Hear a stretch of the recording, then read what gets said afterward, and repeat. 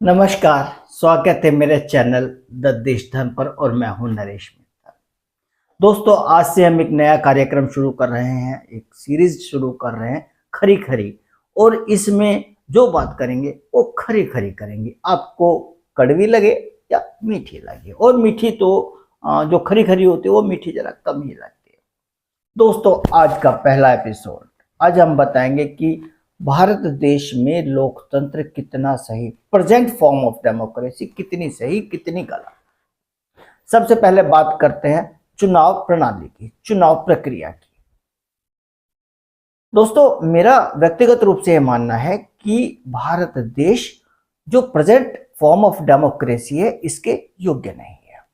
यहां पर जो प्रचलित प्रणाली, चुनाव प्रणाली है, वो योग्य नहीं है। हम इस देश ने ऐसे लोगों को मतदान का अधिकार दे रखा है जो किसी भी ऐसे अपने मत को या अपने हथियार को सही तरीके से चलाना नहीं जानते। मतदान करते वक्त उनके मुद्दे क्या होते हैं उन्हें नहीं पता। हमें मतदान किस व्यक्ति को करना चाहिए, क्या देखकर करना चाहिए, नहीं जानते। आदर्श रूप में लोग कहते हैं, अरे भाई, इस देश की जनता बहुत महान है, वो सब जानती है, सब देख रही है, चुनाव में पटकनी दे दी, ब्ला ब्ला ब्ला ब्ला। बट ऐसा कुछ नहीं होता।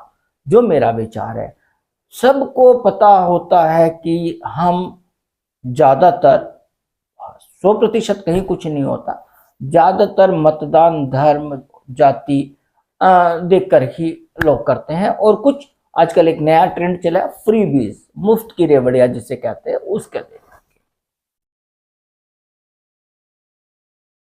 क्या कारण है कि एक खालिस्तानी आतंकवादी जेल में रहते हुए भी चुनाव जीत जाता है? क्या कारण है कि बड़े बड़े माफिया जेलों में रहते हुए भी चुनाव दर चुनाव जीतते जाते हैं? कारण तो यही है कि हम सिर्फ जाति देखते हैं, धर्म देखते हैं, इसीलिए ये लोग चुनाव जीतते हैं।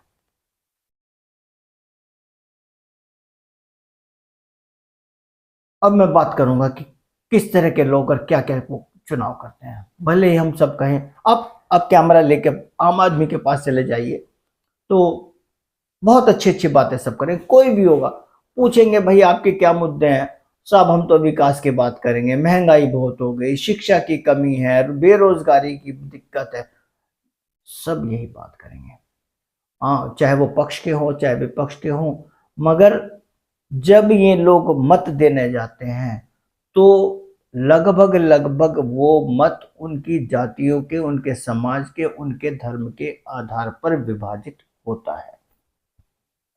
उत्तर प्रदेश में खासकर, जहाँ का मैं रहने वाला हूँ, मुजफ्फरनगर से आता हूँ, अभी मीरापुर में मीरापुर विधानसभा का उपचुनाव चल रहा है। और मैं देख रहा हूँ, मैंने आज ही का अखबार में अपने एक आर्टिकल प्रकाशित किया है, जिसमें समाजवादी पार्टी और इस सब का एक एनालिसिस दिया है।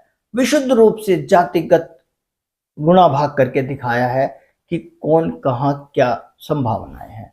और मैं ही नहीं, सब यही काम कर रहे हैं। आप किसी का एनालिसिस उठा लीजिए, कोई ये नहीं कहेगा कि साहब योगी सरकार ने ये काम अच्छे कराए हैं या बुरे कराए हैं, कोई नहीं कहेगा। सिर्फ और सिर्फ गुणा भाग होता है कि मीरापुर में भाई 3.25 लाख वोट है, जिसमें 1,30,000 मुस्लिम हैं, इतने हिंदू हैं, इतने फला जाति के, इतने जाट है, इतने सैनी है, इतने गुज्जर हैं। इसके सिवा कोई गुणा भाग किसी भी चुनाव के एनालिसिस में नहीं होता। तो बताइए, क्या मैं ये गलत कह रहा हूं कि ये देश चुनाव प्रणाली जो मौजूद है उसके उसके लायक नहीं है? क्योंकि हमारे जो मतदाता है वो इस योग्य नहीं है कि वो सही आधार पर मत किसको देना है ये निर्धारित करते हों। आप ये देखिए, अगर आपने कभी देखा हो, आप किसी भी मुसलमान मोहल्ले में चले जाइए, किसी भी मुस्लिम व्यक्ति से देख लीजिए, वो जब माइक लेके जाएंगे तो बातें करेंगे, साहब बेरोजगारी है और महंगाई है, आदि आदि। मगर वोट कहाँ देंगे? बीजेपी के खिलाफ, चाहे कितना भी बीजेपी के काम कर दे, चाहे उसके यहाँ कितना विकास कर दे, जितना उसको फ्री का राशन, सिलेंडर, मकान, आयुष्मान कुछ भी दे दे, मगर वोट जाएगा भारतीय जनता पार्टी के खिलाफ। क्यों? क्योंकि आम मुसलमान को ये लगता है कि मोदी, योगी या मतलब भारतीय जनता पार्टी मुसलमान के हितों के खिलाफ है। वो उन्हें उनके धर्म को प्रैक्टिस करने में ठीक से सहायता नहीं करती या विरोध करती है। वो 3 तलाक हटा देती है, वो समान नागरिक संहिता ला देगी, 370 भी आमतौर पर भले ही ना बोले, वो पूरे मुसलमानों का एक संवेदनशील मुद्दा है सभी के लिए। सीएए बना दिया मुद्दा, तो सभी की बात। कभी मैंने आज तक किसी मुसलमान संस्था को शिक्षा मांगते हुए नहीं देखा, किसी को सड़क मांगते हुए नहीं देखा, किसी को बिजली मांगते हुए नहीं देखा, किसी को रोजगार मांगते हुए नहीं देखा, किसी को महंगाई के लिए रोते हुए नहीं देखा। अगर वो रोएंगे, अगर वो कहेंगे, तो सिर्फ ये कि हमें तो भारतीय जनता पार्टी नहीं चाहिए, बाकी कुछ भी हो, ना शिक्षा चाहिए, बस भाजपा नहीं चाहिए, क्योंकि वो उनके धर्म में हस्तक्षेप करती है और उनके लिए धर्म और सब चीजों से बड़ा होता है। अब भारतीय जनता पार्टी का समर्थक एक बहुत बड़ा धड़ा, वो इस बात पर वोट देते हैं कि केवल भारतीय जनता पार्टी ही मुसलमानों को एक दायरे में रख सकती है, इनको ठीक सिर्फ भारतीय जनता पार्टी कर सकते हैं। अगर भारतीय जनता पार्टी ना हुई तो ये मुस्लिम राष्ट्र बन जाएगा, ये मुसलमान हमें खा जाएंगे, हमारे व्यापार ठप कर देंगे और न जाने कितना कितना। वो इसलिए करते हैं। फिर भाई चाहे राजा भैया हो या कोई भी हो, फिर तो धड़ाधड़ भाजपा को वोट देंगे, चाहे कैंडिडेट कोई हो, कैसा हो और कुछ ना हो। आजकल एक तीसरा ट्रेंड चला है, वो शायद इतना बुरा नहीं है, मगर वो अलग मुद्दा है, फ्रीबीज का। आजकल हालांकि मुझे जहां तक याद पड़ता है, जयललिता ने ही शुरुआत कर दी थी दक्षिण में फ्री बांटने की, शायद वो कलर टीवी तक बांटे उन्होंने। मगर अब जब से केजरीवाल ने ये बिजली मुफ्त की योजना चलाई, मेट्रो फ्री, सब बसें फ्री, वो धुआंधार फ्री बीज दिए जा रहे हैं और कोई पार्टी इसमें पीछे नहीं है। देश की अर्थव्यवस्था भाड़ में जाए, प्रदेश की अर्थव्यवस्था भाड़ में जाए, मगर फ्री बीज और तर्क भी ऐसे ऐसे कि पूछे मत। आजकल लोग इस आधार पर भी वोट कर रहे हैं कि हमें मुफ्त में क्या मिलता है। हालांकि हर पढ़ा लिखा आदमी ये जानता है कि मुफ्त में कोई सरकार नहीं कुछ देती, वो अपनी जेब से नहीं देगी, वो देगी तो आप ही के टैक्स के पैसों को बस आप ही की जेब में डाल देगी, मगर आपको डायरेक्ट पैसा आता हुआ जेब में दिखाई देता है कि मुफ्त बिजली 200 यूनिट आ गई, 400 यूनिट आ गई, 5 किलो अनाज आ गया, और लाडली बहना से लेकर न जाने किसान सम्मान निधि और वगैरह वगैरह।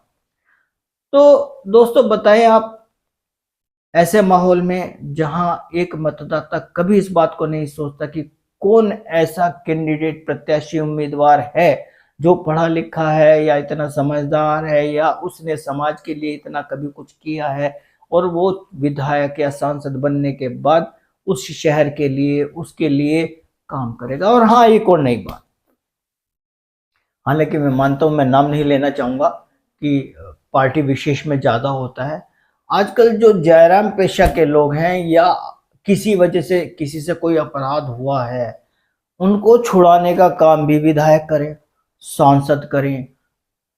अपराध करेंगे, बलात्कार करेंगे, चोरी करेंगे, लूटमार करेंगे, सारे अपराध करेंगे और फिर पहुंच जाएंगे जनप्रतिनिधि के दरवाजे पर और कहेंगे लगाओ थानेदार को फोन, लगाओ सीओ को फोन, लगाओ एसएसपी को फोन और हमारा बच्चा छुड़वाओ, हमारा लड़का छुड़वाओ। और अगर उसने नहीं छुड़वाया तो भैया ये तो बेकार है, ये तो जनप्रतिनिधि बेकार है, वो तो फिर बस आप समझिए। तो ऐसे लोग भी मौजूद हैं। तो आप बताइए कितने लोग हैं जो ये सोचते हैं कि भाई हमें वोट ऐसे आदमी को देना है, हमें ऐसा जनप्रतिनिधि चुनना है जो मेरा प्रदेश का विकास करेगा, जो मेरे समाज का विकास करेगा, जो मेरे देश का विकास करेगा, जो चहुमुखी उन्नति लाएगा। क्या आपको लगता है? आप बताइए।